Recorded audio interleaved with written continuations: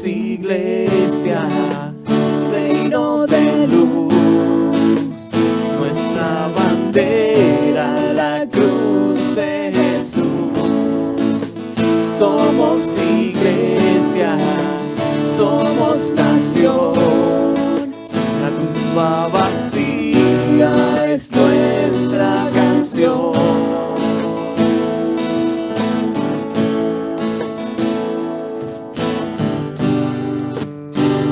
Extraviados ya no más, nos llamas de vuelta a nuestro hogar. Separados ya no más, siempre a nuestro lado tú estás. Somos iglesia, reino de luz, nuestra bandera, la cruz de Jesús. Somos iglesia, somos nación, la tumba vacía es nuestra canción. Somos iglesia, reino de luz, nuestra bandera, la cruz de Jesús. Somos iglesia, somos nación, la tumba vacía es nuestra canción. La tumba vacía es nuestra canción. Vivo estás en gloria y honor, reinas en victoria, Señor. Nuestro ser entona a una voz: Cristo eres Dios, Cristo eres Dios.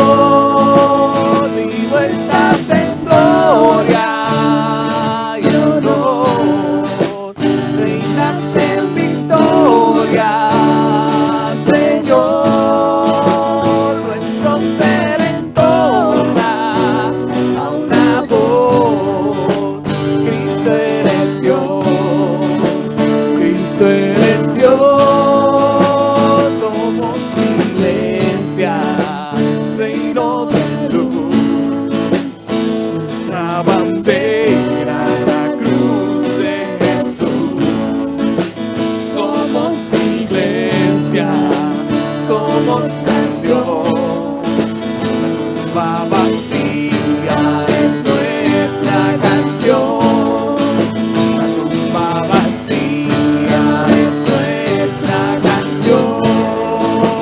Vivo estás en gloria y honor, reinas en victoria, Señor. Nuestro ser entona a una voz: Cristo eres Dios, Cristo eres Dios. Vivo estás en gloria y honor, reinas en victoria, Señor.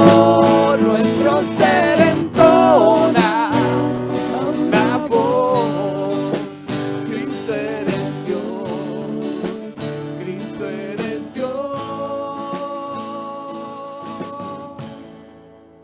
Somos iglesia. Dios les bendiga, mis queridos hermanos. Les invito a buscar en Segunda Crónicas, capítulo 7, versículo 13 al 14. Y vamos a estar comenzando una corta serie titulada ¿Qué Dios espera de su iglesia? ¿Qué Dios espera de su iglesia? Basada en este texto bastante conocido de Segunda Crónicas, capítulo 7, desde el versículo 13 al 14.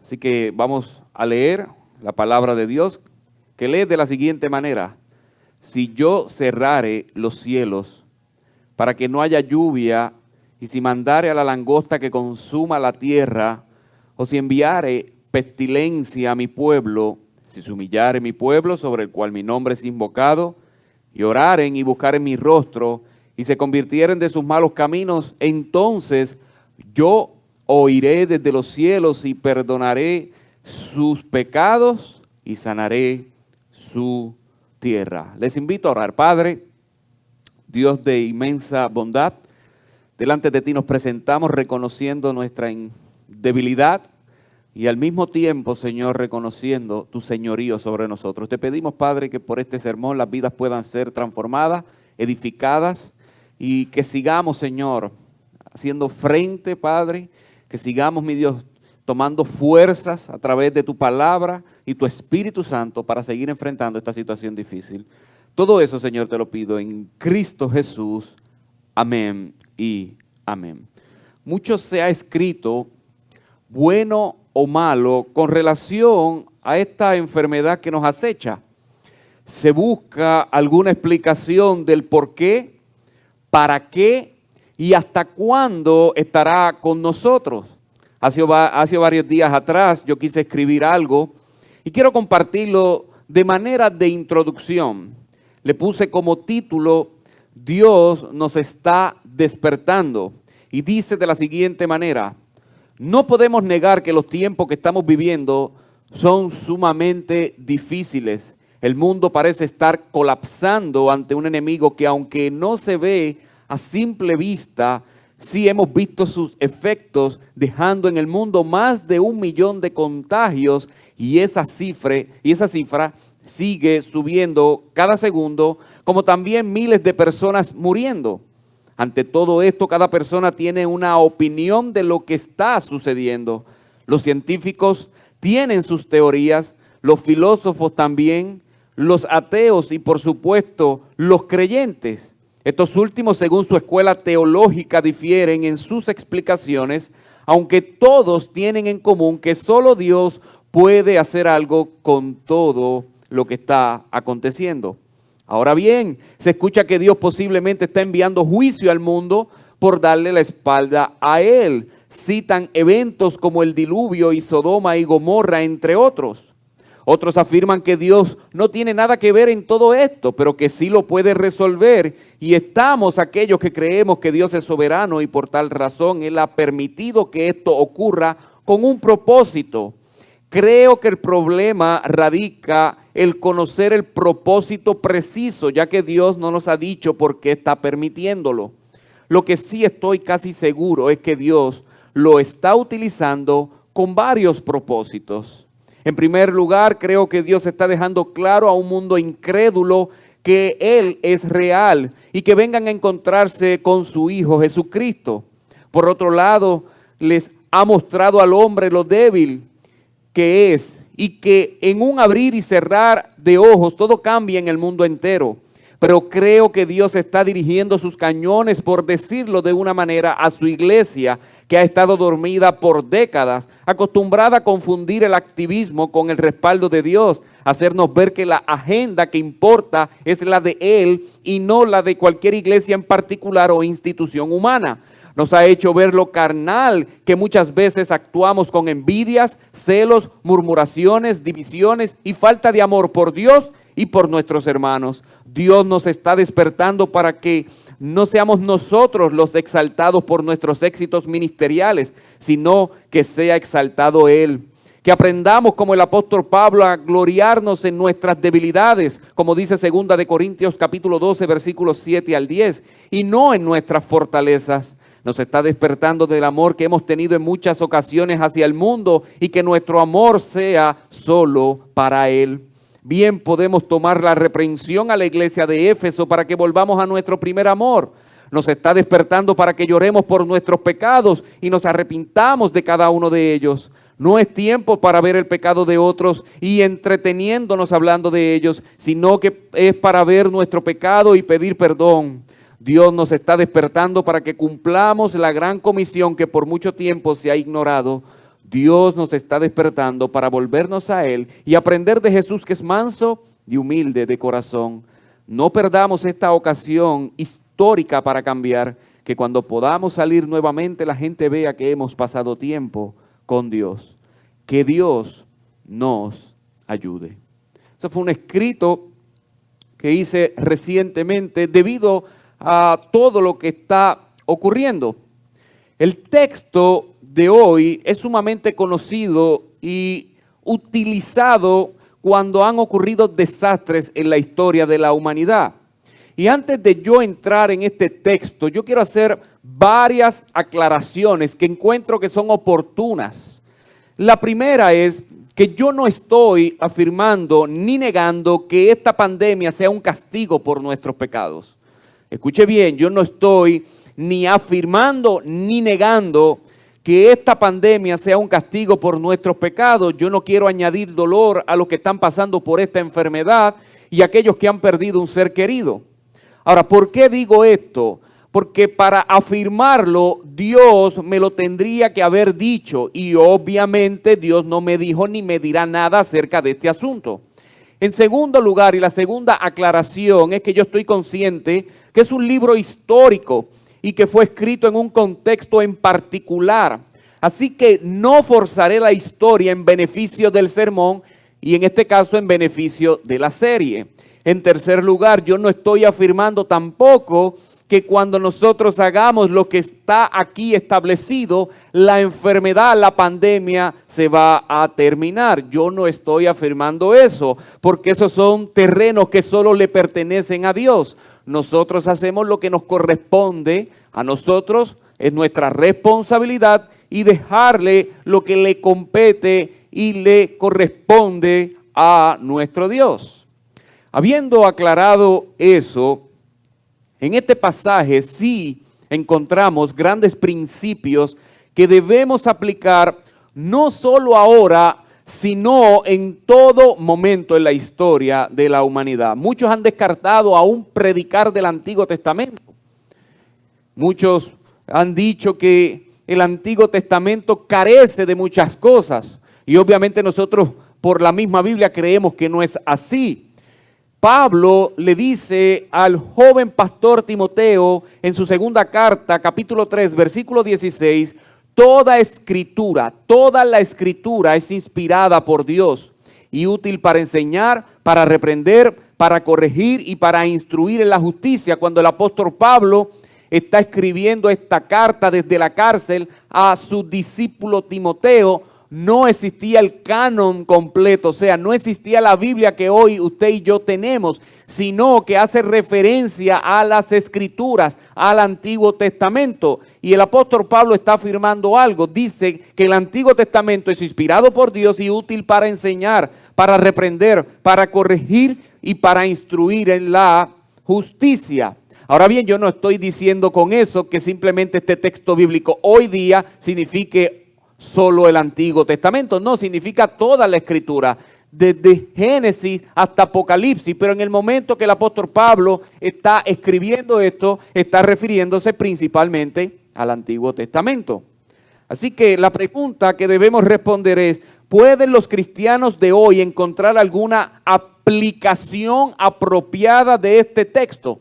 Absolutamente sí. Aún el apóstol Pablo cita ejemplos de rebelión en el Antiguo Testamento, en la historia de Israel, que provocaron el castigo de Dios. Y él entendía que eso servía como advertencia para los cristianos que vivían bajo el nuevo pacto. Ejemplo lo tenemos en 1 Corintios capítulo 10, versículo 11, donde el apóstol Pablo dice, todo eso le sucedió para servir de ejemplo y quedó escrito para advertencia nuestra, pues a nosotros nos ha llegado el fin de los tiempos. Así que segunda de Crónicas, capítulo 7, versículo 14, podemos aprender muchas cosas, pero principalmente notamos 3 preceptos que Dios pide constantemente en todas las Escrituras. ¿Cuáles son estos? Humildad, que es la humillación, hambre por Dios, hambre de Él, de su presencia, de esa relación y la santidad. Así que, habiendo dicho esto y haciendo varias aclaraciones, vayamos brevemente al contexto. Esta declaración fue dada a Salomón en la dedicación del templo en Jerusalén. Y esta fue la gran aparición que Dios hace a Salomón. Se dice que obviamente es la segunda. La primera se encuentra en Primera de Reyes, capítulo 3, versículos 5 al 9. Así que esta es la segunda gran aparición de Dios a Salomón.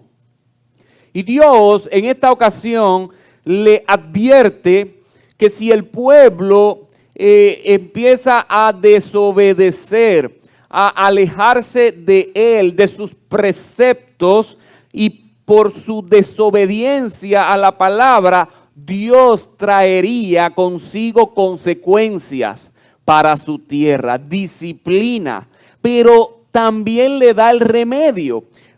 Aquí encontramos desde el versículo 13 al versículo 14, donde el Señor Dios le dice a Salomón: si yo hiciera estas cosas, entonces el remedio para volver a donde estaban antes es este.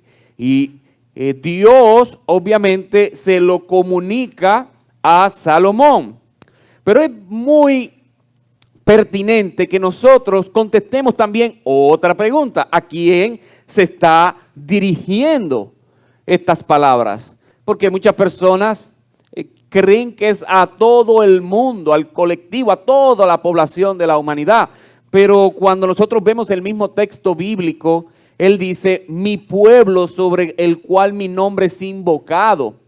Mi pueblo. Y nosotros sabemos de la historia de Israel, que obviamente existían otros pueblos, y Dios escogió a Israel no por ser la más bella o la mejor, pero la escogió a ella, la libertó, luego la liberta de la esclavitud de los egipcios y le da la tierra prometida. Y en el periodo de tiempo, tanto luego de que Dios le dio la liberación hasta que entraron a la tierra prometida, y posterior a esta, el pueblo pecaba delante de Dios, el pueblo fallaba a los preceptos de Dios, iba tras la idolatría, tras los cultos paganos, y por lo tanto Dios le está diciendo a Salomón y está advirtiéndole: si yo hiciera esto es por una razón buena, pero la solución se la dice en el versículo 14. Así que Dios se refería a Israel, que si ellos se humillaban, si oraran, le buscaran y dejaran su mala conducta, entonces Dios le prometió a los israelitas tres cosas: escucharía su oración, los perdonaría y les devolvería la prosperidad a su país. En la mañana de hoy, dado que es una serie, yo me voy a concentrar únicamente en el versículo 13 de Segunda Crónicas, versículo 13. Y yo quiero que nosotros veamos algunas verdades que se desprenden de este versículo, de este texto. Yo le voy a dar lectura y fijen sus ojos hacia el texto. Dice: si yo cerrare los cielos para que no haya lluvia, y si mandare a la langosta que consuma la tierra, o si enviare pestilencia a mi pueblo. Ese es el texto que nos vamos a concentrar en la mayoría del sermón de esta mañana. Y yo quiero, obviamente, volver a refrescarle el tema. ¿Cuál es el tema de esta serie corta que estamos comenzando en la mañana de hoy? ¿Qué Dios quiere de su iglesia? O sea, ¿qué Dios espera de su iglesia? La contestación a esa pregunta en la mañana de hoy es que Dios quiere que lo conozcan a Él. Dios quiere de su iglesia que lo conozcan a Él. Y eso siempre ha sido una prioridad. En Jeremías capítulo 9, versículo 24 dice: mas alábese en esto el que se hubiera de alabar, en entenderme y conocerme. Así que Dios en la mañana de hoy espera que nosotros profundicemos en el conocimiento de quién es aquel que decimos creer. Y lo primero que nosotros vemos y que se desprende del versículo 13 es que Dios tiene control de todo. Dicho de otra manera, Dios es soberano. Dios es soberano. Versículo 13, si yo cerrare los cielos para que no haya lluvia, si mandare a la langosta que consuma la tierra, o si enviare pestilencia a mi pueblo. Le voy a leer la Nueva Traducción Viviente. Puede ser que a veces yo cierre los cielos para que no llueva, o mande langosta para que devore las cosechas, o envíe plagas entre ustedes. Aquí hay un pronombre personal. ¿Cuál es? Yo. Yo. ¿Quién iba a hacer eso? Él.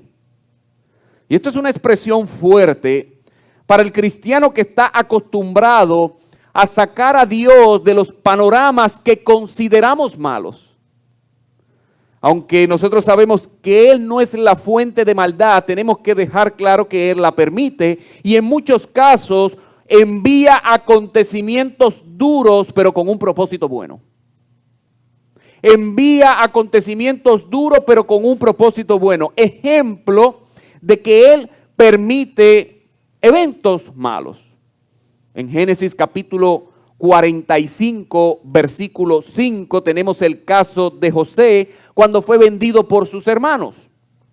Y en ese texto que acabo de citar, dice José a los hermanos que se encuentran sorprendidos y asustados porque en una ocasión lo vendieron, dice, ahora pues, no os entristezcáis, ni os pese de haberme vendido acá, porque para preservación de vida me envió Dios delante de vosotros. Quienes lo vendieron fueron sus hermanos.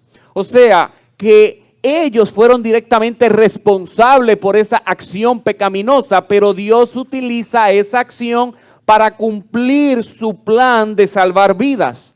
O sea, que un asunto pecaminoso lo convirtió para bien de muchos.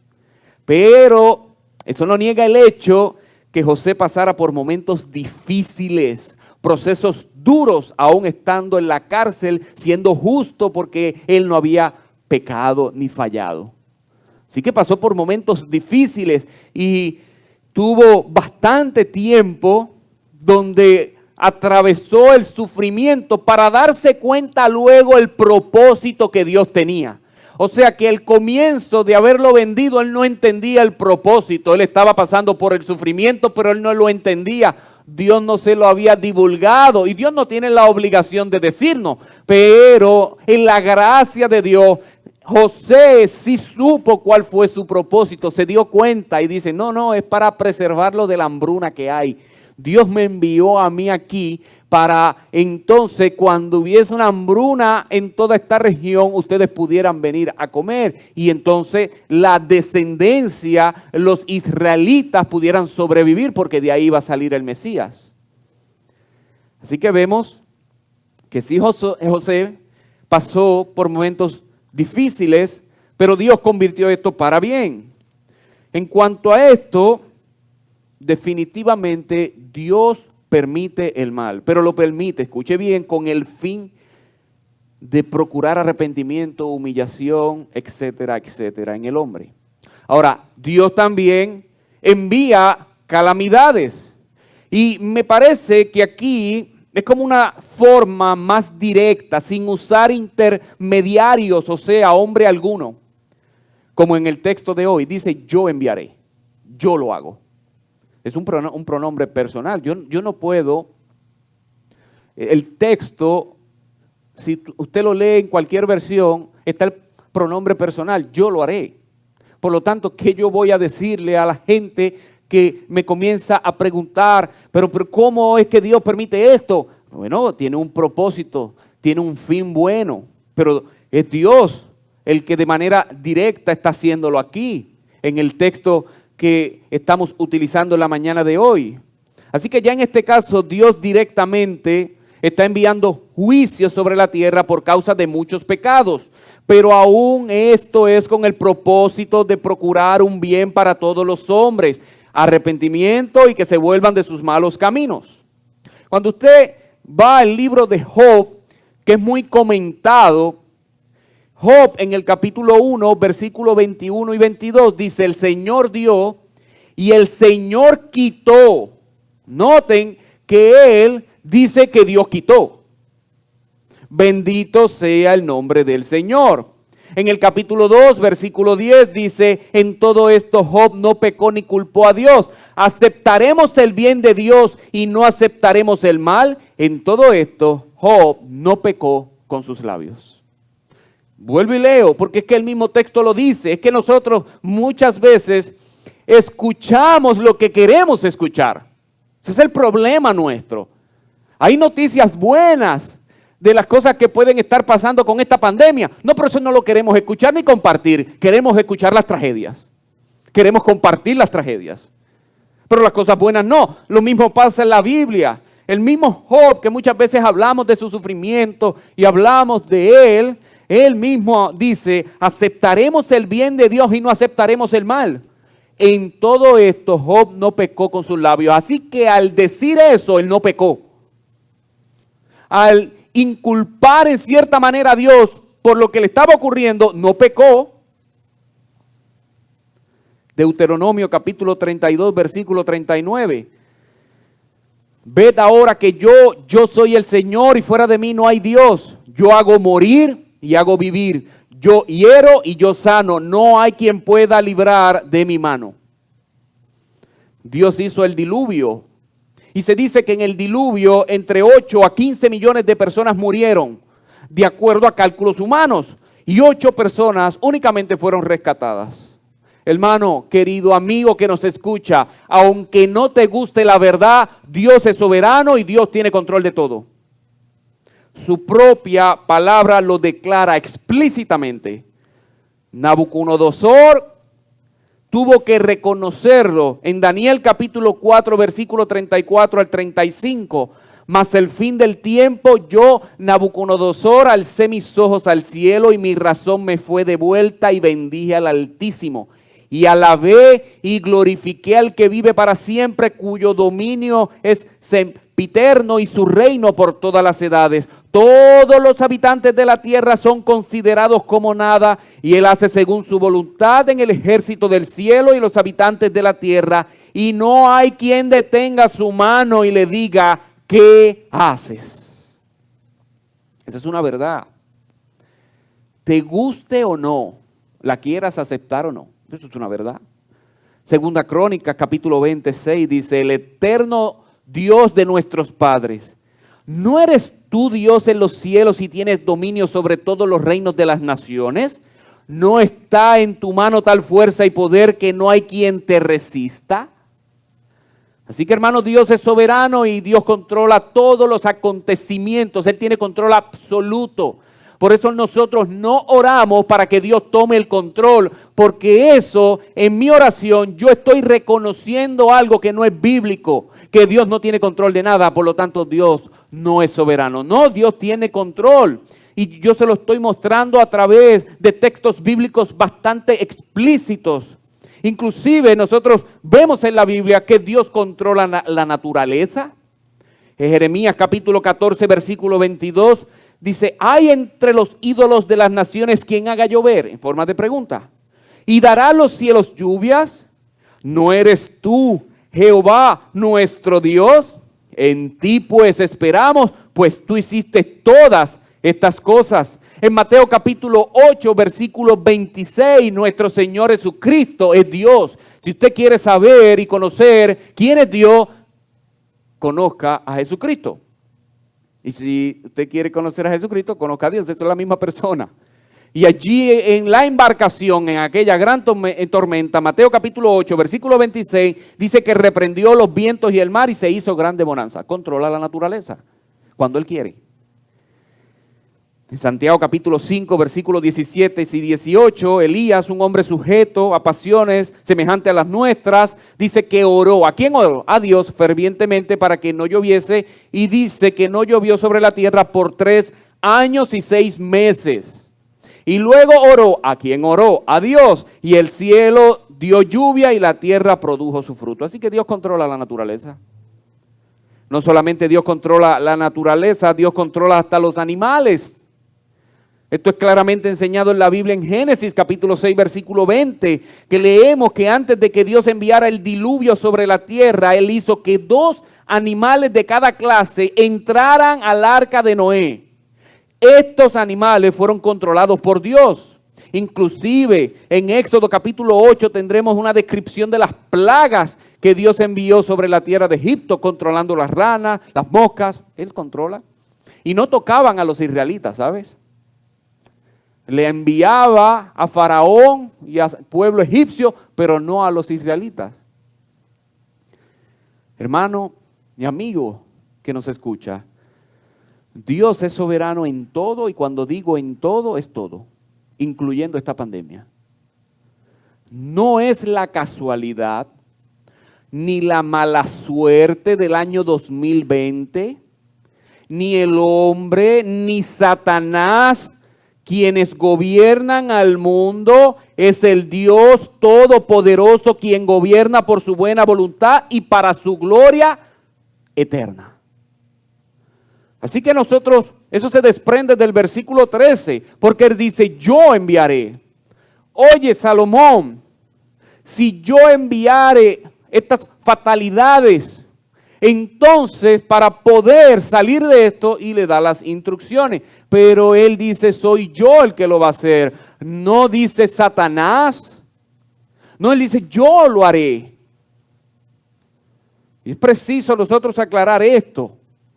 Hay mucha confusión porque la gente no conoce a Dios, y lamentablemente el pueblo cristiano no conoce al Dios que alaba cada día y ora a Él. No lo conoce.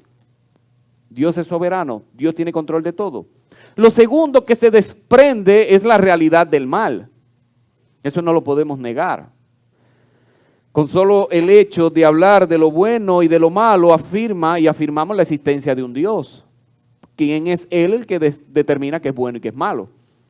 Pero Él dice, si yo cerrare los cielos para que no haya lluvia, y si mandare a la langosta que consuma la tierra, o si enviare pestilencia, pestes a mi pueblo, no hay duda que con eso el posible escenario que se iba a enfrentar los israelitas era de muchas muertes. Había mucha gente que iba a morir. Históricamente, cuando hablamos acerca del mal, ha sido identificado por muchos como el talón de Aquiles del cristianismo. Y fue popularmente resumido por David Hume, el escéptico escocés del siglo XVIII, cuando preguntó lo siguiente en Diálogos sobre la religión natural. Y él dice, ¿acaso Dios está dispuesto a prevenir el mal, pero es incapaz de hacerlo? Entonces impotente. ¿Es capaz pero no está dispuesto? Entonces malévolo.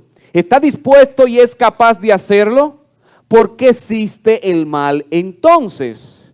Hermanos, vivimos en un mundo de dolor y sufrimiento. No hay nadie que no se vea afectado por las duras realidades de la vida. Ahora, ¿por qué Dios permite la maldad? Y es una de las preguntas más difíciles de toda la teología. Así que yo no pretendo ser un experto en esto y satisfacer su curiosidad. No, realmente hay un límite, pero nosotros queremos llegar a ese límite de la explicación porque la Biblia así nos da. Así que, siendo una de las preguntas más difíciles, tenemos que reconocer que Dios es soberano. Así que todo lo que sucede no solo debe haber sido permitido por Él, y escuche bien, sino en algunas ocasiones causado directamente por Él. Como es en el texto bíblico de la mañana de hoy, que Él mismo se hace responsable. Ahora, con esto yo no estoy diciendo, hermano, no me malinterprete, querido amigo, con esto yo no estoy diciendo que Él envió esta pandemia. Pero tampoco lo puedo sacar del panorama porque Él es soberano. Yo no estoy diciendo, no, Dios envió, no. Eso fue en un contexto histórico, específico, a Salomón, y Dios mismo se revela y le dice, pero realmente yo no puedo decir, y Él envió esta pandemia, aunque tampoco puedo sacarlo del panorama. Ahora, ante la pregunta ¿por qué existe el mal o por qué Dios permite el mal? Muchas personas responden con Deuteronomio capítulo 29, versículo 29, que dice de la siguiente manera: las cosas secretas pertenecen a Jehová nuestro Dios, mas las reveladas son para nosotros y para nuestros hijos para siempre, para que cumplamos todas las palabras de esta ley. Así que muchas personas, ante una pregunta tan demandante, ellos citan este texto bíblico y no dan ninguna contestación. Pero hay otros que piensan que Dios no tiene nada que ver con eso. Aún inclusive usted puede estar diciendo, no, pero yo me niego a creer eso. Bueno, hermano, lo que pasa es que si usted se niega a creer esto, tiene que negar toda la Escritura, porque la Escritura, yo le cité algunos textos bíblicos, pero hay muchos más. Por razones de tiempo no los puedo traer todo. Y no me quiero alejar del contexto ni el texto bíblico. Pero es una realidad. Y hay muchas personas que aunque puedan cantar y puedan sonar que reconocen que Dios es soberano, cuando usted lo quita del panorama en cual estamos viviendo o cualquier otro que nosotros clasifiquemos como malo, es quitarle soberanía a Dios. Los deístas piensan que Dios creó, pero que no interactúa con las cosas creadas, sino que Él permite que todo funcione como fue diseñado, el proceso natural. Otros dicen que fue culpa de Adán y Eva. Pero ¿quiénes crearon o quién creó a Adán y a Eva? ¿Quién los hizo como los hizo? ¿Por qué permite que una criatura pecaminosa, o por qué permitió que una criatura pecaminosa se arrastrara como serpiente y hablara y los tentara y que Él no interrumpiera la conversación? Así que las contestaciones pequeñas siempre nos llevan de nuevo a Dios. Otros dicen que el diablo es responsable. Pero ¿quién creó a los ángeles con la capacidad de desobedecerlo? Porque fue en el cielo que comenzó, fue allá que comenzó el pecado. Fue allá que se rebelaron Satanás, Lucifer con todos sus ángeles. ¿Quién los hizo así? Así que siempre vamos a tener que dar una respuesta que nos dirige a Dios, que es el creador del cosmos, el creador de todo. No podemos negar, hermano, que la maldad existe. Y el pastor John MacArthur hace una clasificación, y otros pastores hacen clasificaciones acerca de la maldad. Lo primero, también lo hizo John Lennox en un buen libro acerca del coronavirus, y usted lo puede buscar, pero habla acerca de la maldad natural. La maldad natural es impersonal. O sea, que es la creación maldecida actuando sobre las personas. Acuérdense que la creación, el pecado, trastocó tanto que no tan solamente afectó la raza humana, sino afectó la creación completa. Por eso Romanos capítulo 8, versículo 22 dice, pues sabemos que la creación entera aún gime y sufre dolores de parto hasta ahora. Y el Señor le dice, con el sudor de tu frente seguirás haciendo el trabajo, pero ahora te va a costar. Darán espinos, las flores. No va a ser fácil. ¿Por qué? Bueno, porque la tierra también, la creación, fue maldecida. Eso es lo que se conoce como maldad natural. Y de ahí se desprenden cosas que son amorales, porque los terremotos no tienen moral en sí mismos, pero que nos causan mal. Usted no puede decir que un huracán es malo porque que es algo amoral. Él no tiene una moral, no tiene, simplemente ocasiona mal. Virus, aquí está el COVID-19, que es parte de la naturaleza caída, de todo lo que obviamente nosotros conocemos, enfermedades, desastres, catástrofes, volcanes, inundaciones, virus. Y una nota que me pareció bastante impactante a mí es que la primera cura para una enfermedad se inventó en el 1885, o sea que antes de eso morían miles de enfermedades, ¿sabe? Había muchas enfermedades y morían miles de personas por esas enfermedades. Así que esa es la maldad natural y ahí está, ¿no? La hemos visto, la hemos experimentado. Lo segundo es la maldad moral, es personal. Es interna, esto es, y se trata de gente haciendo cosas malas, gente mala haciendo cosas malas, pecadores corruptos uniéndose con otros pecadores corruptos para hacer el mal. Y lo que se conoce como la maldad supernatural, que es Satanás y sus demonios.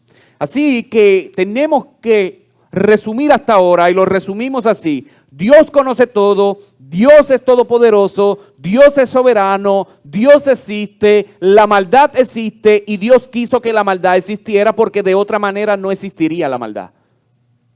Él no fue el que la creó, pero existe.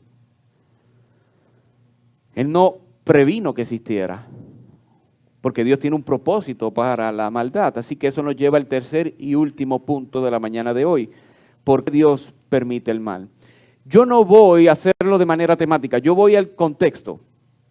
Y el texto que acabamos de leer, en este acontecimiento, yo quiero que leamos del versículo 13 y versículo 14. Porque aquí, en estos acontecimientos, Dios iba a enviar ciertas cosas que le iban a ocasionar mal a ellos, se iban a dar cuenta, pero para despertarlo, estrujarlo con un propósito, la intención era un propósito santo. Segunda de Crónicas, capítulo 7, versículo 13 al 14.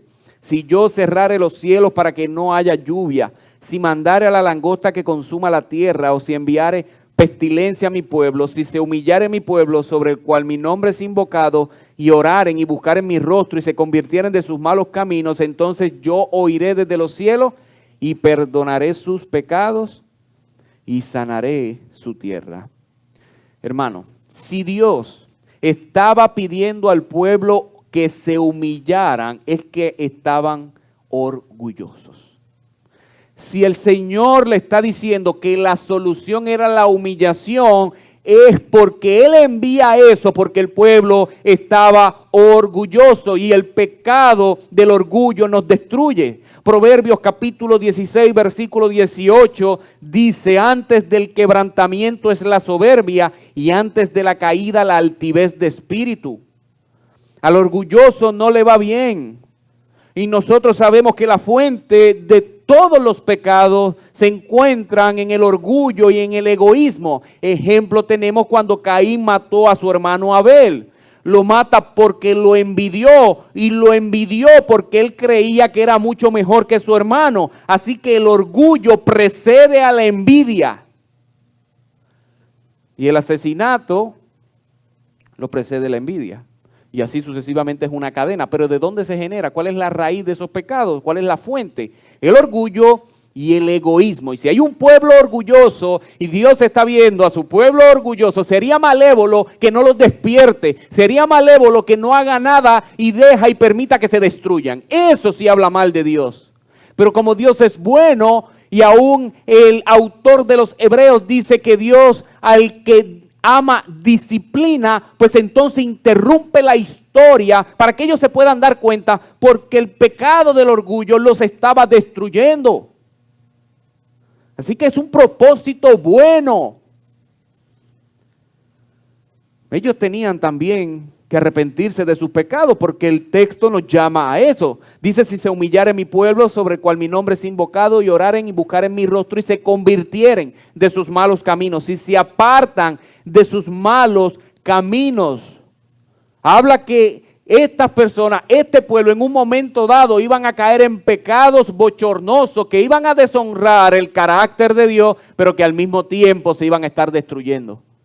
Por lo tanto, el Señor los va a llamar al arrepentimiento, y el método que Él iba a utilizar es aquel método que era doloroso, donde el cultivo, ya que ellos vivían de eso, de la agricultura, de lo que sembraban, comían y vendían, le iba a ser afectado. ¿Por qué y por cuáles cosas le iba a afectar? Bueno, porque no iba a haber lluvia. Si no hay lluvia, entonces no ocurre todo el proceso para que lo que se sembró salga y se pueda consumir. Pero lo poco que iban a tener iba a ser devorado por langosta, que son saltamontes, estas plagas que hasta el día de hoy existen en esas regiones. Y como si fuese poco, le iba a enviar ciertas enfermedades que no conocemos cuáles eran, pero una de las más comunes era la lepra.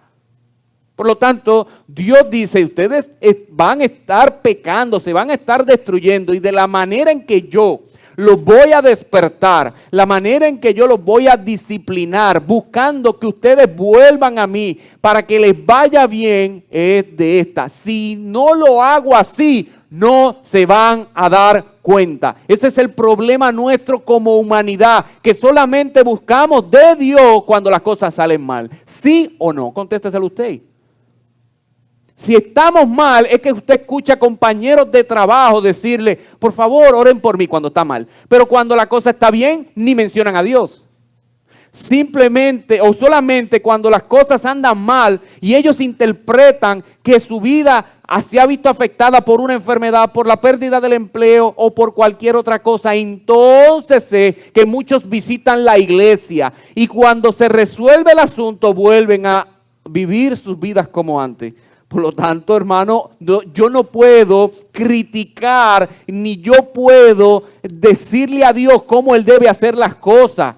Esa es la mala costumbre del ser humano. Queremos decirle cómo deben ser los pastores. Queremos decirle cómo debe ser la iglesia. Aún en medio de la pandemia queremos decirle a la gobernadora, a los gobernadores o al presidente cómo deben actuar. Y eso también no está excluyendo a Dios. La gente quiere hablarle a Dios, sentarlo y explicarle lo que Él debe hacer. Esto es increíble. Eso es lo que es el ser humano orgulloso. Por lo tanto, Dios le está haciendo ver y en este contexto les iba a hacer ver, ustedes están mal, por lo tanto ustedes se tienen que humillar. Y de la única manera en que ustedes se vuelvan a mí es cuando yo le toque lo más querido. Que afecte su rutina diaria. Si no, no me van a buscar. Si no, no van a despertar, se van a quedar igual porque ustedes confunden la bondad, lo normal, estar bien con bendición de Dios. O sea, si ustedes tienen comida, si ustedes tienen ropa, si su rutina no se ha visto alterada, porque yo estoy bien. Y porque yo estoy bien, Dios me está bendiciendo. No necesariamente. No necesariamente. Dios iba a interrumpir con unos sucesos muy dolorosos, pero era buscando un bien. Y el texto bíblico nos lo dice, por eso Él lo va a permitir, aún en este caso, Él lo va a enviar para que ellos se arrepientan de sus pecados, para que se alejen de ellos, porque el pecado destruye. Nuestra sociedad está destruida, no por la pandemia, no por los terremotos, no por los huracanes. Nuestra sociedad está destruida por el pecado. Lo que ha hecho la pandemia, lo que ha hecho el terremoto, lo que ha hecho los huracanes es sacar a la luz lo destrozado que estamos. Desde lo más alto de la esfera, desde el gobierno, hasta lo más bajo en los hogares. Porque hay corrupción en todo. Y ahora le echamos la culpa a esas cosas externas que ocurren en un mundo caído, pero no nos damos cuenta que nosotros debemos y necesitamos cambiar. Y Dios le está diciendo aquí en este texto bíblico, si yo hago esto, ustedes deben hacer esto, otro. No comiencen a decirme lo que yo debo hacer, porque usted no ve al pueblo de Israel, ni aún a Salomón diciéndole, Dios, pero yo no encuentro eso como, espérate, yo no te entiendo. Usted no ve cuestionando a Dios. Hermano, el pecado daña nuestra relación con Dios y por ende nuestra relación con los demás. Por eso, la pandemia no es culpable del alza en incidentes de violencia doméstica en los hogares de nuestro país. No es culpa de la pandemia, es culpa de usted, es su pecado. Porque ha sacado lo que realmente es. O de abusar de los más débiles de nuestra sociedad como niños y ancianos. No, ese es el pecado porque el pecado destruye. El pecado daña nuestra relación con Dios vertical y obviamente se afecta a la horizontal con los demás. Y Dios entonces iba a enviar todas estas calamidades, pero buscando un fin santo. Dios quería que ellos le buscaran, que ellos se santificaran, que ellos comenzaran a obedecer la ley. O sea, que Dios lo que quiere es hacernos bien. Yo no lo puedo entender en mi mente carnal y finita, pero es lo que nos dice la Biblia. Y nosotros tenemos que creer por fe lo que dice el texto bíblico y lo que dice la palabra de Dios. Él lo que busca es el bien. Por eso Pablo en Romanos capítulo 8, versículo 28, y el apóstol Pablo de manera personal sufrió mucho. Y él nunca cuestionó a Dios. aún haciendo lo bueno, aún haciendo lo justo. En Romanos capítulo 8, versículo 28 dice, y sabemos que a los que aman a Dios, todas las cosas les ayudan a bien. Esto es a los que conforme a su propósito son llamados. Dios no es un tirano. Dios no se goza en vernos sufrir. Pero es necesario para nuestro bien pasar por momentos duros, ya que solo así nos hará volver a Él. Así que Dios permite que las cosas suceden por una razón. Ya sea que entendamos o no sus razones, debemos recordar que Dios es bueno, justo, amoroso y misericordioso. Y a menudo nos suceden cosas malas que simplemente no podemos entender. Pero en vez de dudar de la bondad de Dios, nuestra reacción debe ser la de confiar en Él. Como dice Proverbios capítulo 3, versículos 5 al 6. Fíate del Señor de todo tu corazón y no te apoyes en tu propia prudencia. Reconócelo en todos tus caminos y Él enderezará tus veredas. Querido hermano y amigo, ¿qué espera Dios de su iglesia? Bueno, en primer lugar, como hemos estudiado de la mañana de hoy, que reconozcan que Él es soberano y vivan de acuerdo a esa verdad. Eso el texto bíblico se infiere del texto bíblico solo. Si yo hago esto, el que tiene control absoluto es Él. Tanto lo envía como saca esa plaga. Tanto deja que no caiga más agua del cielo como la puede dar. Es Él el que tiene la última palabra. Reconozcamos que Él es soberano y que nosotros podamos vivir de acuerdo a esa verdad y que lo que Él busca es nuestro bien. Nunca dudes de su amor. Y hay una historia que quiero finalizar con ella, de un joven que se le acerca a un anciano ya en los últimos días de su vida. Y este anciano había servido al Señor fielmente por su transcurso de vida en este mundo. Y se acerca al joven y obviamente comienza a conversar. Él en la cama postrado, el joven en la silla. Y el anciano comienza a hablar y le dice, a veces Satanás viene a mi vieja y dañada casa y se sienta cerca de mi cama, ahí mismo donde usted está sentado, le dice al joven. Él viene y señala hacia mi ventana a los hombres con los que solía trabajar, los cuales aún poseen cuerpos fuertes, y me pregunta, ¿Jesús te ama? Luego Satanás me hace ver mi andrajoso cuarto y señala los hogares hermosos de mis amigos y me vuelve a preguntar, ¿de verdad Jesús te ama? Finalmente, Satanás señala a los nietos de uno de mis amigos, un hombre que tiene todo lo que yo no tengo, y Satanás espera a que me salga o me salte una lágrima de mis ojos antes de susurrarme una vez a mi oído, ¿Jesús realmente te ama? Sorprendido por la franqueza del viejo, el joven le preguntó, ¿y qué es lo que haces cuando Satanás te habla de esa manera? El anciano respondió, tomo a Satanás de la mano y lo llevo a una colina muy lejos llamada el Calvario. Ahí le señalo unas manos atravesadas por unos clavos, una frente quebrantada por unas espinas y un costado embestido por una lanza. Luego le digo a Satanás, ¿acaso Jesús no me ama? Hermanos, las circunstancias no determinan el amor que Dios nos tiene a nosotros. No son las circunstancias que determinan eso, sino fue lo que Él hizo hace 2000 años atrás en la cruz del Calvario. Si usted quiere saber cuál es la definición de amor, está plasmada en la cruz, donde murió por nuestros pecados, resucitando al tercer día para tener una esperanza, para que todos aquellos que crean en Él no se pierdan, mas tengan vida eterna. ¿Qué Dios quiere para su iglesia? Bueno, hermano, que reconozcan que Él es soberano. Nosotros no somos quienes para darle sugerencias a Dios. Es tiempo de callar como hizo Habacuc en el capítulo 3 y al final alabar a Dios en medio de cualquier situación. Y aquellos que no conocen a Cristo, hoy es día de salvación para usted. No pelee con Dios, no puede hacer absolutamente nada. Y tampoco le estoy pidiendo resignación, estoy pidiendo que se someta ante la buena voluntad y perfecta, agradable de nuestro Dios.